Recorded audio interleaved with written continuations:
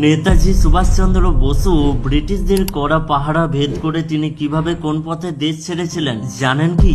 চলুন দেখে নেই আজকের বর্তমান ম্যাপ থেকে।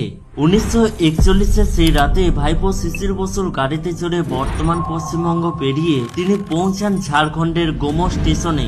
সেখান থেকে রেলপথে বর্তমান বিহার, উত্তরপ্রদেশ ও দিল্লি পার হয়ে পৌঁছে যান আজকের পাকিস্তান সীমান্তে। এরপর ছদ্মবেশে আফগানিস্তানের রাজধানী কাবুল পৌঁছান। সেখান থেকে আবার রেলপথে উজবেকিস্তান ও রাশিয়া হয়ে শেষে বিমানে পৌঁছান জার্মানি। লক্ষ্য ছিল বিশ্বশক্তির সাহায্য নিয়ে পরাধীন দেশকে স্বাধীন করা। এরপর ডুবোজাহাজে করে 1000 মাইল পাড়ি দিয়ে পৌঁছালেন সিঙ্গাপুর। আজাদ হিন্দ ফৌজ নিয়ে তিনি মায়ানমার সীমান্ত পেরিয়ে ঢুকলেন বর্তমান মণিপুর ও নাগাল্যান্ডের দুর্গম জঙ্গলে। সশরীরে লড়াই করে কোহিমার মাটিতে উড়ালেন বিজয়ের তিরঙ্গা। 3000 মাইলের এই অবিশ্বাস্য লড়াই আমাদের স্বাধীনতা এনে দিয়েছিল।